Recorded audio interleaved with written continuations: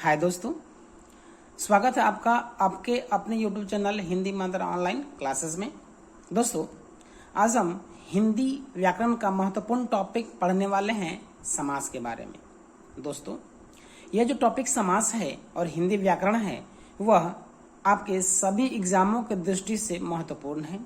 चाहे आप झारखंड सीजीएल की तैयारी कर रहे हों, या फिर उत्पाद सिपाही कर रहे हों, या फिर आप जो अभी तुरंत वैकेंसी आई है क्लर्क की 10+2 लेवल पर उसकी तैयारी कर रहे हो, और सबसे महत्वपूर्ण दोस्तों, अगर आप झारखंड टेट की तैयारी कर रहे हो तो उसकी दृष्टि से आपका हिंदी व्याकरण का टॉपिक समास बहुत ही महत्वपूर्ण है।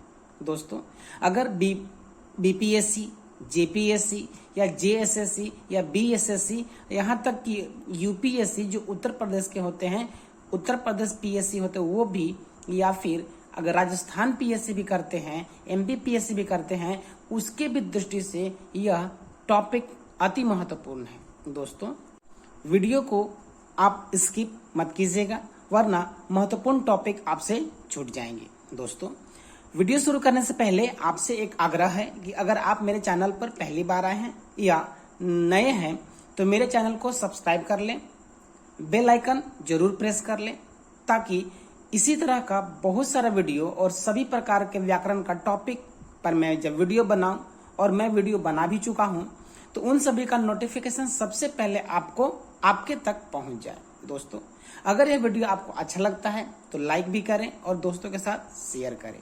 दोस्तों, चलिए शुरू करते हैं आज का महत्वपूर्ण टॉपिक समास। दोस्तों, सबसे पहले हम इसके अर्थ के बारे में जानते हैं।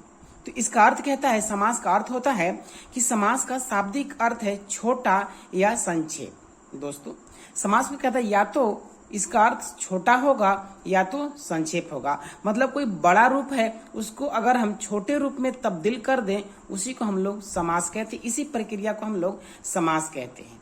ठीक है दोस्तों, अब इसकी परिभाषा जानते हैं हम। यहाँ पे क्या कहता है, जब दो या दो से अधिक शब्द अपने बीच के कुछ अंशों को छोड़कर आपस में मिल जाते हैं और नए शब्द का निर्माण करते हैं, उसे समास कहते हैं। दोस्तों, यहाँ परिभाषा क्या कह रहा है कि अगर मान लीजिए दो या दो से अधिक शब्द हैं, या तो दो शब्द होंगे या उससे अधिक शब्द होंगे, अगर वो अपने बीच के अंशों को छोड़ देते हैं और आपस में मिल जाएंगे, और मिलने के बाद अगर वो नए शब्द बनाते हैं, उसी को हम समास कहते हैं। दोस्तों, आप ऐसे कह सकते हैं जो प्रक्रिया चल रही हो, जैसे नोट में आप यहाँ पे देख सकते हैं। नोट में क्या कह रहा है कि जो मिलने की प्रक्रिया है, जो आपस में मिलने की प्रक्रिया है, उसे हम लोग समास कहते हैं। जो मिलने की प्रक्रिया है और उससे जो मिलकर बने जो शब्द हैं, उनको हम समासिक पद के नाम से जानते हैं। दोस्तों, मैं फिर से आपको बता दूं कि वैसे शब्द दो या दो से अधिक होते हैं जो बीच का जो मूल अंश है उसको छोड़ देंगे, ठीक है, और आपस में मिल जाएंगे और मिलकर नए शब्द का निर्माण करते हैं, उसी को हम समास कहते हैं। और दोस्तों, इससे बनने वाला जो पद होता है उसे हम समासिक पद के नाम से जानते हैं। दोस्तों, अब उदाहरण से हम समझते हैं। यहाँ कह रहा है जैसे राजा का पुत्र। दोस्तों, आप एग्जाम्पल में से आप बिल्कुल देख सकते हैं कि राजा का पुत्र दिया हुआ है। 1, 2, 3, ये 3 शब्द हो गए। दोस्तों, राजा का पुत्र, ये 3 शब्द, मतलब दो या दो से अधिक शब्द है, और बीच के कुछ अंश को यहाँ पे छोड़ देंगे। राजा का आकार छूट जाएगा और काल ये छूट जाएगा, और इन छूटने के बाद बनेगा आपका एक शब्द राजपुत्र। दोस्तों, जो प्रक्रिया हुई उसको समास कहेंगे, और जो बन के मिला उसी को हम लोग समासिक पद की संज्ञा देते हैं, समासिक पद कहते हैं। दोस्तों, ठीक है। उसी तरह देश के लिए भक्ति, आप देखेंगे यहाँ 1, 2, 3, 4, यहाँ पे 4 शब्द हैं, तो दो या दो से अधिक शब्द हो गए, और ये आपस के बीच के अंश को छोड़ देंगे और देश और भक्ति एक साथ मिल जाएंगे, तो देशभक्ति बन जाएगा। ठीक है दोस्तों, तो ये देशभक्ति और राजपुत्र ये समासिक पद हो गए। राम और श्याम, सो राम और लखन, तो राम लखन बन गया। दोस्तों, आप राम और श्याम भी लिख सकते हैं, तो राम श्याम हो जाएगा। 10 आननों वाला, तो 10 आनन, यानी कि जिसके 10 सिर होते हैं। दोस्तों, तो इस प्रकार है क्या चीज कि दो या दो से अधिक जो शब्द हैं वो आपस में मिलकर नया शब्द बनाएंगे, उसे हम समास कहेंगे। दोस्तों अब हम जो मिलने की प्रक्रिया हुई उसे तो हम समास कहते हैं, लेकिन अगर ये छोटा रूप हो गया, अगर इसको वापस बड़ा रूप अगर करना हो या फिर इसका अर्थ बताना हो तो उसे क्या कहेंगे। तब देखते हैं दोस्तों क्या कहता है इधर कि एक शब्द है विग्रह। ठीक है, कहते हैं कि समास में जब दिए गए शब्द का अर्थ बताया जाता है तो उसे विग्रह करते हैं। तो दोस्तों हम अर्थ तब बता सकते हैं जब उसको हम ब्रेक करेंगे, उसको हम तोड़ेंगे। ठीक है दोस्तों, जैसे उदाहरण से हम समझते हैं, कह रहा है कि नीलकमल। दोस्तों यह एक समासिक पद है, मतलब समास बना हुआ है। अब इसका अर्थ निकालते हैं। नील कमल मतलब नीले रंग का कमल। तो अब इसका अर्थ बता दिए, मतलब इसको हम तोड़ दिए हैं दोस्तों। देखिए 1 2 3 4, इसको 4 शब्दों में तोड़ दिए। तो अगर हम 2 या 2 से अधिक शब्दों को आपस में मिलाएंगे तो समास कहलाएगा, और उसी समास है, उसी समासिक पद को अगर आप फिर वापस तोड़ देते हैं, अलग अलग कर देते हैं, उसका अर्थ बता देते हैं, उसे हम विग्रह की संज्ञा देते हैं, उसे विग्रह कहेंगे। दोस्तों मुझे विश्वास है कि यहाँ तक आपको भली भांति समझ में आ गया होगा। दोस्तों अगर कुछ समझ में ना आए तो वीडियो को फिर से आप देख लें, आपको अच्छे से समझ में आ जाएगा। दोस्तों अब इसके हम भेद के बारे में बात करते हैं। समास के भेद। दोस्तों यहाँ पे क्या कहता है, अब देख सकते हैं कि समास के भेद है। अब समास के भेद के बारे में बात करें तो बोलता है समास के मुख्य रूप से 6 भेद होते हैं। दोस्तों मुख्य रूप से 6 भेद होंगे। जैसे पहला अवयवी भाव समास, दूसरा तत्पुरुष समास, तीसरा द्विगु समास, चौथा कर्मधारय समास, पांचवा द्वंद्व समास और छठा बहुब्रीहि समास। दोस्तों आपके एग्जाम में अगर पूछा जाएगा कि समास के कितने भेद होते हैं, ऑप्शन रहेगा 2 3 4 या 6, तो आप 6 में टिक लगाएंगे। वो कौन कौन है आप फिर से देख लें दोस्तों। पहला अवयवी भाव समास, तत्पुरुष समास, द्विगु समास, कर्मधारय समास, द्वंद्व समास और बहुब्रीहि समास। दोस्तों प्रश्न ऐसा भी बन सकता है कि इनमें से समास का भेद कौन सा है। 3 कोई और एग्जाम्पल होंगे और एक इसका एग्जाम्पल होगा। तो दोस्तों आप याद कर लें और वहां पे आप जरूर से जरूर उस क्वेश्चन को सॉल्व कर पाएंगे। दोस्तों चलते हैं अब इसके भेद का परिभाषा के बारे में जानते हैं और विस्तृत जानकारी हम लोग लेते हैं। इसका पहला है अवयवी भाव समास। ठीक है दोस्तों, यहाँ पे क्या कहता है अवयवी भाव समास। अगर इसको हम 2 भाग में तोड़ेंगे तो एक होता है दोस्तों अव्यय, ठीक है, और ये भाव। तो देखते हैं परिभाषा में क्या कहता है। परिभाषा में क्या कह रहा है कि वैसा समास जिसका पहला पद, ठीक है दोस्तों, वैसा समास जिसका पहला पद अव्यय हो। दोस्तों अभी हमने कहा कि वैसा समास जिसका पहला पद अव्यय हो उसे अवयवी भाव समास कहते हैं। आप इसको ऐसे भी कर सकते हैं कि वैसा समास जिसका पहला पद अव्यय हो और उसके जुड़ जाने से सारे पद अव्यय जैसा बिहेव करने लगते हैं, व्यवहार करने लगते हैं, उसी को हम लोग अवयवी भाव समास कहते हैं। दोस्तों जैसे एग्जाम्पल यहाँ क्या कहता है, प्रतिदिन। ठीक है दोस्तों, प्रतिदिन, इसको हम देखेंगे दिन दिन या फिर हर एक दिन को हम लोग प्रतिदिन कहते हैं। तो दोस्तों आपका प्रश्न होगा कि इसमें आखिर अव्यय है कहाँ। तो प्रतिदिन जो आप देख रहे हैं दोस्तों, मैं आपको एग्जाम्पल देकर आपको बताता हूँ। ये रहा दोस्तों प्रति और ये दिन। प्रति जो शब्द है ये दोस्तों अव्यय है और दिन हो गया। तो ये जो है ये 2 पद हो गए, एक प्रति और एक दिन हो गए। तो जो प्रति है ये पहला पद है, दिन है दूसरा पद है, या इसको हम लोग पूर्व पद या पहला पद के नाम से भी जानते हैं। ये पूर्व पद है दोस्तों, और बाद वाले को हम लोग उत्तर पद या फिर बाद वालों को पूर्व, ये उत्तर पद यानी पूर्व पद हो गया, ये उत्तर पद, 2 पद हो गए। तो जो पहला वाला पद है ये प्रति है, और प्रति को हम लोग अव्यय के नाम से जानते हैं, और जब इसको दिन से मिलाते हैं तो बनता है प्रतिदिन। और प्रतिदिन जो है दोस्तों एक अव्यय की तरह कार्य करता है। तो दोस्तों आपका प्रश्न होगा कि अव्यय किसे कहते हैं।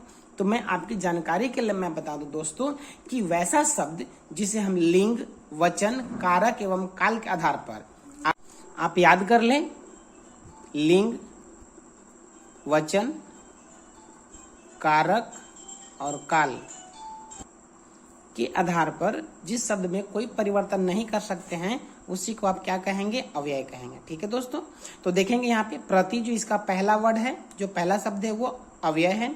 भरपेट, ठीक है, फिर ये इसमें जो भर है वो जो है वो क्या है, अव्यय है। यथा प्रत्यय है, यथा अव्यय है, और और जो है ये भी अव्यय है। इन सभी को आप लिंग, वचन, कारक या काल के आधार पर किसी रूप में कोई परिवर्तन नहीं कर सकते हैं। तो इसको फिर से देख लेते हैं। प्रतिदिन, इसका अगर आप विग्रह कर दें तो दिन, दिन या फिर हर एक दिन होगा। भर पेट, इसका विग्रह करते हो तो पेट भर के होगा। यथाशक्ति मतलब शक्ति के अनुसार, या फिर दोस्तों अविनाश मतलब विनाश के बिना। तो दोस्तों ये जो है सभी के सभी अव्ययी भाव समास के उदाहरण है। अगला देखते हैं क्या कहता है। एक नोट हम लोग बात कर लेते हैं। एक जो क्या कहते हैं, कुछ विशेष बातें जान लेते हैं। तो विशेष बातों में आप यहाँ पे देख सकते हैं, यहाँ कह रहा है अव्ययी भाव समास वाले समस्त पद या समासिक पद। दोस्तों फिर से देख लेंगे, अव्ययी भाव वाले जो समास हैं, ठीक है, वो समस्त पद या समासिक पद में जो पहला पद होता है वो अव्यय होता है। आप इसे जरूर याद कर ले दोस्तों, ठीक है। साथ ही इसमें वैसे उदाहरण भी आपको देखने को मिल सकते हैं जो भले ही पुनरुक्त हों लेकिन इनका प्रयोग अव्यय की तरह ही होता है। पुनरुक्त का मतलब होता है दोस्तों, ये जो पुनरुक्त वर्ड है इसका मतलब होता है बार बार, बार बार। आवृत्ति मतलब एक के बाद एक, उसी को हम लोग पुनरुक्ति कहते हैं दोस्तों, ठीक है। यानी पुनरुक्ति या पुनरुक्त हो गया। हम उदाहरण से समझते हैं कि आखिर कैसे होगा। देखिए, रातों रात, रात यहाँ भी है और रात यहाँ भी है, तो रातों रात, तो यहाँ पे शब्दों की पुनरावृत्ति हुई है, ठीक है दोस्तों। अब भले जो रात शब्द है वह जो है अव्यय नहीं है, लेकिन शब्दों की पुनरावृत्ति हुई है, इसीलिए हम इसे अव्ययी भाव समास में रखते हैं। फिर बातों बात, गली गली। अब जो रातों रात, बातों बात, गली गली है, इन सभी को आप लिंग, वचन, कारक और काल के आधार पर कोई परिवर्तन नहीं कर सकते, इसीलिए ये सभी अव्यय की तरह कार्य करते हैं, इसीलिए हम इनको अव्ययी भाव समास की संज्ञा देते हैं। रातों रात को हम ब्रेक कर सकते हैं रात ही रात में, ठीक है दोस्तों। बातों बात को बात ही बात में, गली गली है तो हर गली में। तो ये जो तीनों शब्द आप देख रहे हैं दोस्तों, ये सभी अव्यय की तरह कार्य करते हैं, इसीलिए हम इन्हें अव्ययी भाव की संज्ञा देते हैं, ठीक है दोस्तों।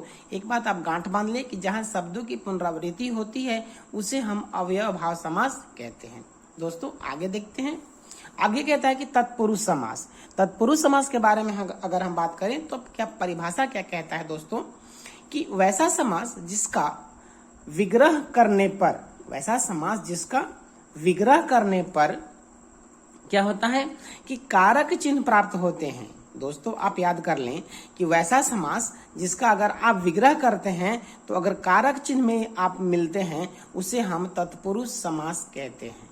दोस्तों एक बार फिर मैं आपको बता दूं कि वैसा समास जिसका विग्रह करते हैं, विग्रह करना मतलब उसका अर्थ बताना या उसको ब्रेक करना। अगर आप उनको ब्रेक करते हैं, विग्रह करते हैं या उसका अर्थ बताते हैं, तो वैसे स्थिति में कारक चिन्ह अगर प्राप्त हो जाते हैं तो उन्हें आप तत्पुरुष समास की संज्ञा दे सकते हैं और हम लोग उसको देते हैं, ठीक है दोस्तों। जैसे गंगा जल। अब ये दोस्तों जब ये गंगा जल है इसको हम तोड़ेंगे तो मिलेगा गंगा का जल। तो दोस्तों यहाँ देखिए, का जो है ये कारक चिन्ह है। देश निकाला, देश से निकाला, देखिए यहाँ भी कारक चिन्ह है। वन गमन, वन को गमन, यहाँ भी कारक चिन्ह है दोस्तों। अगला एग्जांपल अगर हम देखें, वनवास, तो वन में वास, यहाँ भी देखिए कारक चिन्ह है दोस्तों। रसोई घर, रसोई के लिए घर, यहाँ भी कारक चिन्ह है। तो जिस समास को तोड़ने पर, ब्रेक करने पर या विग्रह करने पर कारक चिन्ह अगर प्राप्त हो जाता है उसे हम तत्पुरुष समास की संज्ञा देते हैं, ठीक है दोस्तों। अब आपका प्रश्न होगी कारक किसे कहेंगे। तो दोस्तों देखिए कि जहां पे दो शब्दों को, वाक्य का जिस कोई शब्द है उस एक शब्द का संबंध दूसरे शब्द से अगर आपको संबंध दिखा देगा उसी को हम कारक चिन्ह कहेंगे, ठीक है दोस्तों। अब कारक के बारे में जानते हैं कि एक कर्ता कारक होता है, फिर दोस्तों कर्म कारक होता है। इस तरह से अगर आप देखें तो आपको याद होगा, और नहीं तो मैं यहाँ पे आपको बता दे रहा हूं। आप देखेंगे पहला कर्ता कारक होता है, फिर कर्म कारक होता है, फिर दोस्तों करण कारक होता है, फिर संप्रदान कारक होता है, फिर आपादान कारक होता है, ठीक है दोस्तों। उसके बाद एक संबंध होता है, फिर अधिकरण कारक होता है और एक होता है संबोधन।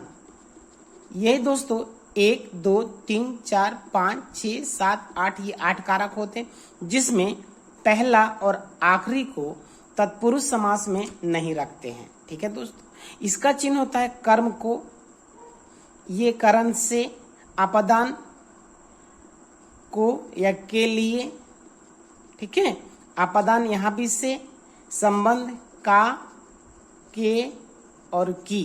ठीक है दोस्तों, उसके बाद अधिकरण होता है में और पर, और संबोधन का तो बात ही नहीं करना। तो इन सभी में को अगर हम तत्पुरुष समास का अगर हम उसका विग्रह करते हैं तो इन सभी में से कोई अगर आपको मिल जाता है तो उसे हम तत्पुरुष समास की संज्ञा देते हैं। ठीक है दोस्तों, आप यहाँ पे देख सकते हैं का, से, को, में, के लिए, इन सभी में से कहीं न कहीं मिलता जुलता है और वो कारक चिन्ह है। इसीलिए इन सभी को हम जैसे गंगा जल, देश निकाला, वन गमन, वनवास, रसोई घर, इन सभी को तत्पुरुष समास की संज्ञा देते हैं। ठीक है दोस्तों, अगर यह वीडियो अच्छा लगता है तो आप इसे लाइक करें और दोस्तों के साथ शेयर जरूर करें। और दोस्तों, इसी तरह का महत्वपूर्ण वीडियो पाने के लिए आप मेरे चैनल को सब्सक्राइब जरूर करें। दोस्तों, अब अगला इसका भेद देखते हैं। कर्मधारय समास, जिस समास के दोनों पदों के बीच विशेषण विशेष से, दोस्तों इसको ध्यान से देखेंगे, विशेषण विशेष उपमान उपमेय का संबंध हो उसे हम कर्मधारय समास कहते हैं। दोस्तों क्या कह रहा है, फिर से मैं आपको बता दूं कि वैसा समास जिसके दोनों पदों के बीच, मतलब कि पूर्व पद और उत्तर पद, तो दोनों पदों के बीच में विशेषण विशेष या उपमान उपमेय का संबंध होता है, उसी को कर्मधारय समास कहते हैं। दोस्तों मतलब पहला पद होगा विशेषण तो दूसरा पद होगा विशेष, ठीक है, या पहला पद होगा उपमान तो उसका दूसरा पद होगा उपमेय, तो उन्हीं को हम कहेंगे कर्मधारय समास। अब इसके हम उदाहरण समझते हैं। दोस्तों नील कमल यहाँ पे दिया हुआ देखेंगे, दो है, एक नील है एक कमल है। ठीक है दोस्तों, तो इसका जब अर्थ करेंगे हम, इसका जब अर्थ बताएंगे या फिर इसको तोड़ेंगे हम, तो नीले रंग का कमल है दोस्तों। ठीक है, इसका अर्थ अब देखिएगा, ये जो पहला पद है नीला, नीला जो है ये रंग है, रंग है, नाम है दोस्तों। कमल, ठीक है दोस्तों, तो ये हो गया संज्ञा। संज्ञा का विशेषता बता रहा है कि किस रंग का है, नीले रंग का है। तो विशेषता बता रहा मतलब विशेषण हो गया, विशेषण हो गया नीला और विशेष हो गया कमल, तो विशेषण विशेष का संबंध हो गया। उसी तरह नीलकंठ, नीले रंग का कंठ, कंठ का विशेषता है कि नीले रंग का है, इसीलिए हम यहाँ पे इसमें विशेषण विशेष का संबंध है इन दोनों में, तो हम इसे कर्मधारय समास की संज्ञा देंगे। आगे क्या कहता है दोस्तों, देखेंगे चरण कमल, यानी कमल के समान चरण, कमल के समान चरण, यानी कि जो चरण है वो कैसा है, कमल के समान है। ठीक है दोस्तों, तो चरण का यहाँ उपमान दिया जा रहा है, जो चरण है उसकी तुलना की जा रही है कि वो कमल के समान है, तो इसीलिए इसमें उपमेय और उपमान, ठीक है दोस्तों, उपमान और उपमेय, उपमेय का संबंध है चरण कमल में। उसी तरह चंद्रमुखी, चंद्रमा के समान मुख वाली, मृगनयनी, मृग के समान नयनों वाली। तो दोस्तों जहां तुलना किया जाता है, मैं आपको बता दूं कि जिसमें तुलना किया जाए, ठीक है दोस्तों, उसमें हम उसको उपमान कहते हैं। ठीक है, उपमान और उपमेय का संबंध बताते हैं, किसमें, जहां तुलना किया जाए। ठीक है दोस्तों, जहां विशेषता बताएगा उसको तो विशेषण कहेंगे, विशेषण और विशेष कहेंगे, लेकिन जहां तुलना की बात किया जाए दोस्तों हम उसे उपमान या उपमेय की संज्ञा देते हैं। तो आप देखेंगे कि चरण कमल, चंद्रमुखी और मृगनयनी, ये तीनों में तुलना किया जा रहा है, इसीलिए इन सभी में उपमान और उपमेय का संबंध है। ठीक है दोस्तों, तो हम इन सभी को कर्मधारय समास में इनको हम रखते हैं। फिर से आप देख लें उदाहरण, नीलकमल, नीलकंठ, चरण कमल या फिर चंद्रमुखी, मृगनयनी, ये सभी कर्मधारय समास के उदाहरण हैं। ठीक है, आगे देखते हैं हम लोग द्विगु समास। दोस्तों द्विगु समास में कहता है कि वैसा समास जिसका पहला पद संख्यावाचक हो। ठीक है दोस्तों, जिसमें क्या कह रहा है कि वैसा समास जिसका पहला जो पद है वह संख्यावाचक हो उसी को हम लोग क्या कहते हैं दोस्तों, द्विगु समास कहते हैं। ठीक है, देखा जाए अब उदाहरण से इसको हम समझने का प्रयास करते हैं। बोलता है कि जैसे 9 रत्न, 9 रत्नों का समूह। 9 देखिएगा दोस्तों, ये जो देख रहे हैं ये संख्या दिखा रहा है। रत्न कितने हैं तो 9 है। पंचमुहान, मुहाना कितना है दोस्तों तो 5 है। त्रिशूल, शूल कितने हैं तो 3 है। षटकोण, कोण कितने हैं तो 6 है। तो इन सभी का पहला पद जो देख रहे हैं दोस्तों वह संख्यावाचक है, इसीलिए इसको हम द्विगु समास की संज्ञा देते हैं। अब इनको हम तोड़कर समझते हैं कि उसका अर्थ क्या होगा। 9 रत्न मतलब कि 9 रत्नों का समूह। देखिए यहाँ पे संख्या बता दिया। पंचमुहान 5, देखिए संख्या है ना दोस्तों, 5 मुहानों का समाहार, तो भी यहाँ संख्यावाचक हो गया, तो इसको बोलेंगे द्विगु समास। फिर कह रहा है त्रिशूल, 3 शूलों का समूह, 3 यहाँ पे संख्या दिया हुआ है। षटकोण 6 दिया हुआ है, 6 कोणों का समूह। तो जहां पे पहला पद जो है वह संख्यावाचक हो जाएगा उसे हम द्विगु समास कहते हैं। दोस्तों आप आसानी से इसे पहचान सकते हैं कि बस ये देख लें कि जिसका पहला पद अगर संख्या हो, गिनती वाला होगा, उसे आप द्विगु समास की संज्ञा देंगे और उसे आप झट से पहचान लेंगे। ठीक है दोस्तों, चलिए अगला देखते हैं द्वंद्व समास। दोस्तों द्वंद्व समास में क्या कहता है, आप इसे समझ सकते हैं। द्वंद्व का मतलब होता है दोनों, द्वंद्व का मतलब होता है दोनों। क्या कहता है दोस्तों परिभाषा में कि वैसा समास जिसके दोनों पद, दोस्तों यहाँ पे देखिए दोनों कह रहा है कि वैसा समास जिसके दोनों पद प्रधान होते हों या फिर एक दूसरे का पूरक हो। या तो दोनों पद प्रधान होंगे दोस्तों, या दोनों पद एक दूसरे के पूरक होते हैं, उसे हम द्वंद्व समास की संज्ञा देते हैं। जैसे राम लखन, रात दिन, धर्माधर्म। ठीक है दोस्तों, या फिर एक और है स्वर्ग नरक। दोस्तों राम और लखन की जोड़ी है दोस्तों, ये दोनों अलग अलग नहीं हो सकते, दोनों रहेंगे तो साथ में रहेंगे, मतलब एक दूसरे के पूरक हैं। अगर राम है तो लखन है, या राम है तो श्याम है। माता पिता भी कह सकते हैं दोस्तों, दिन रात हो गया दोस्तों, धर्म अधर्म हो गया, स्वर्ग नरक हो गया। या फिर आप दूसरा एग्जाम्पल ले सकते हैं भाई बहन, ये भी दोनों क्या है दोस्तों एक दूसरे के पूरक हैं। ठीक है दोस्तों, अगर यहाँ भी पहचानने में अगर आपको थोड़ी बहुत दिक्कत आ रही हो तो जब उनको आप ब्रेक करेंगे तो उसको आप तोड़ेंगे तो राम और श्याम मिलेंगे। रात दिन है तो रात और दिन मिलेंगे। धर्माधर्म तो धर्म और अधर्म मिलेंगे। उसी तरह स्वर्ग नरक, स्वर्ग और नरक। या फिर पाप पुण्य है तो दोस्तों आप पाप पुण्य को आप क्या लिख सकते हैं, पाप और पुण्य लिख सकते हैं। तो यहाँ भी अगर जहाँ पाप है वहाँ पुण्य है, जहाँ स्वर्ग है वहाँ पे नरक है। ठीक है दोस्तों, जहाँ धर्म है वहाँ अधर्म है। तो इस तरह से दोनों एक दूसरे का पूरक होते हैं या फिर दोनों पद प्रधान होते हैं, उसी को हम लोग कहते हैं द्वंद्व समास। ठीक है दोस्तों, चलिए आज का समास का सबसे अंतिम भेद देखते हैं, बहुब्रीहि समास। बहुब्रीहि समास में कहता है दोस्तों कि वह समास जिसके सभी पद, जितने सारे पद मतलब कि दोनों पद अपना मूल अर्थ को छोड़ देंगे। दोस्तों क्या कह रहे हैं कि अपने वैसा समास जिसके सभी पद मतलब दोनों पद अपने मूल अर्थ को छोड़कर एक विशेष अर्थ देते हैं। दोस्तों मूल अर्थ को छोड़कर एक विशेष अर्थ देते हैं, उसे हम बहुब्रीहि समास कहते हैं। ठीक है दोस्तों, मतलब उसका जो अर्थ होता है जिसको तोड़ने के बाद जो हम अर्थ निकालते हैं, उस अर्थ के अलावा अगर कोई और अर्थ होता होगा उसी को हम बहुब्रीहि समास कहते हैं। ठीक है, जैसे एग्जांपल समझते हैं पवन सूत। पवन सूत का मतलब होता है दोस्तों जो पवन के सूत है। तो पवन के सूत हैं कौन, तो देखिए दोस्तों यहाँ पे महावीर लिखा हुआ है। तो अपना जी इसका मूल अर्थ है उसको छोड़ दिया और एक विशेष अर्थ दिया महावीर, इसीलिए पवन सूत को हम कहेंगे दोस्तों बहुब्रीहि समास। इसका दूसरा एग्जाम्पल कहता है चंद्रशेखर। चंद्र है शिखर पर जिसके, इसका तो अर्थ हो गया, लेकिन इसका एक और अर्थ होता है शिव, इसीलिए चंद्रशेखर को हम लोग बहुब्रीहि के समास देंगे। इसका अपना मूल अर्थ को छोड़ के एक विशेष अर्थ देगा, इसीलिए इसे हम बहुब्रीहि समास कहेंगे। एक और एग्जाम्पल देखते हैं दोस्तों गजानन। मतलब गज का आनन है जिसके, यानी वैसा जिसका जो आनन, आनन का मतलब होता है दोस्तों सिर, आनन का मतलब होता है सिर, ठीक है दोस्तों, सिर। तो जिसका जो सिर है वो गज का होगा, तो किसको बोलेंगे दोस्तों, गणेश को। तो गणेश एक विशेष अर्थ है, इसीलिए गजानन को हम लोग बहुब्रीहि समास कहेंगे। और दोस्तों आज का लास्ट है वीणा पाणी।